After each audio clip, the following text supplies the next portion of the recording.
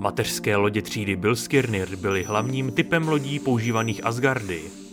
Stejně jako všechny asgardské válečné lodě, měla třída Bilskirnir charakteristický tvar kladiva s křídly po všech stranách a šedý trup. Patřily mezi největší zkonstruované lodě, velikostí mnohem větší než pozemské nebo goaltské. Senzory těchto lodí byly poměrně přesné a dokázaly odhalit pohyby uvnitř plavidla, pokud by se na palubu dostali vetřelci. Patří k něm i typ tepelného senzoru, který umožňoval detekovat teplokrevné organismy pohybující se po lodi v případě, že primární vnitřní senzory byly vyřazeny z provozu. Disponovali automatickým zdravotnickým systémem, který umožňoval léčení zraněných členů posádky. Se systémem však bylo možné manipulovat, což mohlo Asgardy zabít. Součástí byl alespoň jeden lékařský stázový modul, který mohl asgardský velitel lodi použít v případě nejvyšší nouze. Loď také obsahovala fázový generátor, který vyzařoval subprostorové pole, jež bylo vychýleno určitými systémy v lodi. To zase znamenalo, že loď nebyla schopná zvládat nekontrolovatelný návrat do atmosféry planety. Bilskirnir byly poháněny sérií 4 neutronových iontových generátorů. Jejichž výkon dosahoval maximálně 1 miliardy pozemských kilojoulů. Takové lodě se více než vyrovnaly několika standardním golotským mateřským lodím Hatak, ačkoliv je známo, že válečné lodě upravené antickou technologií Anubisem představovaly větší hrozbu.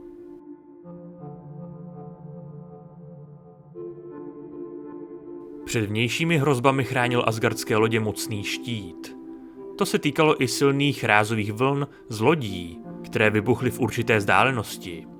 Štít však nedokázal ochránit loď před výbuchy, které se již nacházely uvnitř štítové bariéry a v blízkosti samotného trupu. Uvnitř lodi třídy Bilskirnir byl použit systém potlačení výbuchu, který se aktivoval v případě exploze.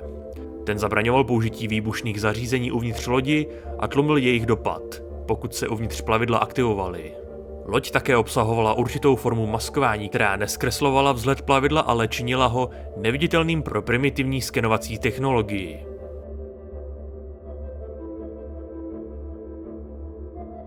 Třída Bilskirnir byla schopna překonat galaxii během několika minut a dokonce byla schopna překonat mezigalaktickou prázdnotu a cestovat mezi galaxiemi. Rychlost byla omezena, pokud plavidlo táhlo hyperprostorem jiné plavidlo. Pohon vpřed byl zajištěn pomocí 2 zadních trysek. Speciální motor uvnitř plavidla umožňoval návrat do atmosféry a byl známý jako zpomalovací pohon.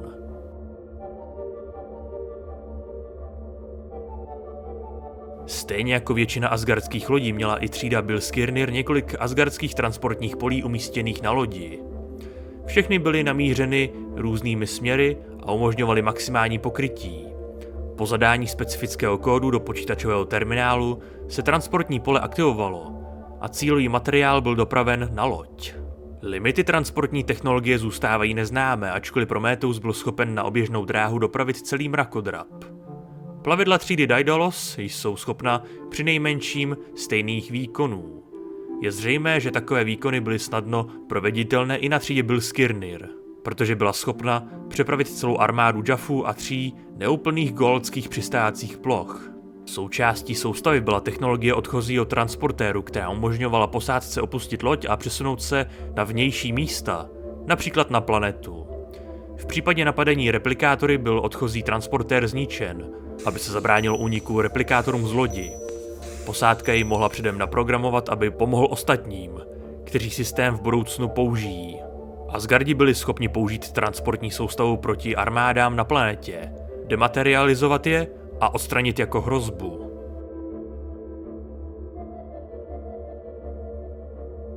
Byly vybaveny iontovým dělem, které sloužilo jako hlavní výzbroj. Ty byly více než schopné vypořádat se s goaltskými hataky, dokud Anubis nezačal upravovat své lodě pomocí antické technologie, takže jejich štíty byly odolné vůči této zbrani, stejně jako vůči dalším podobným iontovým zbraním, jako jsou tolánská iontová děla.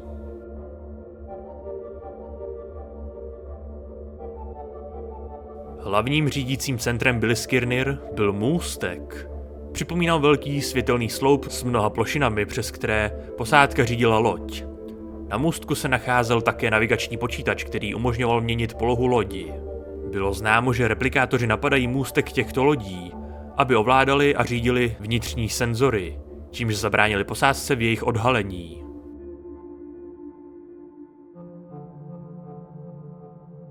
Pomocí počítačového terminálu bylo možné mapovat postup posádky uvnitř plavidla a zjišťovat nepřátelské hrozby pro posádku.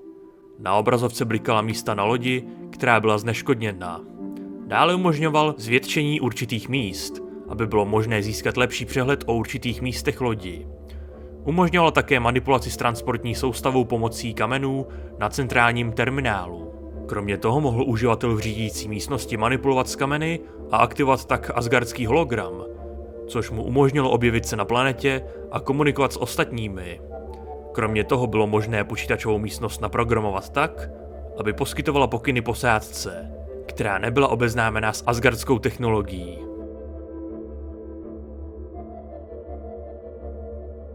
Loď obsahovala několik přechodových komor, které umožňovaly posádce vstoupit na loď nebo ji opustit. Uvnitř se nacházely dveře, které byly zavřené, a u nich ovládání, které připomínalo asgardské kameny. Horní kámen ovládal vnitřní dveře, prostřední kámen snižoval tlak v komoře a spodní kámen otevíral vnější poklop. Podobná sada ovládacích prvků existovala i zvenčí, což umožňovalo osobám ve skafandrech otevřít poklop a vstoupit do lodi. Poprvé byla loď třídy Bilskirner spatřena na chráněné planetě Cimmeria, kterou napadl Gold Her-Ur. SG-1 se podařilo informovat Asgardy o invazi na planetě, což bylo volání o pomoc, na které odpověděl Thor, který provedl impozantní vstup a použil svou loď Bilskirnir, aby snadno odstranil přítomnost shromážděné armády. Donutil tak Her-Ura utéct skrze bránu. Během války mezi Asgardy a replikátory bylo mnoho lodí třídy Bilskirnir napadeno replikátory, kteří je ovládli a obrátili proti jejich vlastním stvořitelům. Flotila 3 takových lodí byla na cestě k domovskému světu Asgardů, ale byla zničena, když se prototyp třídy O'Neill v hyperprostoru sám zničil a vzal s sebou i napadené lodě. V době, kdy se Anubis znovu objevil, byla tato konstrukce pomalu vyřazována ve prospěch mnohem výkonnější třídy O'Neill. Ačkoliv jsou Bilskirnir, lodě zjevně horší než třída O'Neill, jsou stále nesmírně vyspělé. Lodě třídy Bilskirnir byly hojně využívány proti Goldům a replikátorům. Jedna z nich, které velel Thor, byla zničena Anubisovou válečnou lodí. Všechny ostatní známé lodě této třídy byly pravděpodobně ztraceny spolu se sebezničením Orily a hromadné sebevraždě asgardské rasy. Poslední známou přeživší lodí této třídy byla Aegis, která vezla vyhnaného asgardského zločince Fenrira, uvízlého v galaxii Pegasus. Ztratil se o rok později, když se po jeho smrti loď sama zničila. Tak, toto byl kompletní rozbor asgardské lodě třídy Bilskirnir. Jinak díky moc za sledování, díky moc za vaši podporu tohoto kanálu, ať už v podobě lajku, dislajku, odběru se zvonkem, komentáře, sdílení či finanční podpory na Patreonu, YouTube členství, donatu nebo super díky. Vpravo nahoře budete mít kartu k playlistu, ve kterém se nachází videa z celé této série. V popisku pod videem máte odkazy na mé sociální sítě, kam denně dávám info, kdy, v kolik a jaká videa nebo streamy budou a další zajímavé informace. Ještě jednou díky za vaši pozornost, uvidíme se u dalších videí nebo na nějakém livestreamu a do té doby dělejte to, co vás baví, bez ohledu na to, co vám kdo říká. A teď už speciální poděkování patronům na Patreonu a také YouTube členům, kteří podporují chod a nezávislou produkci tohoto kanálu. Mějte se a někdy příště.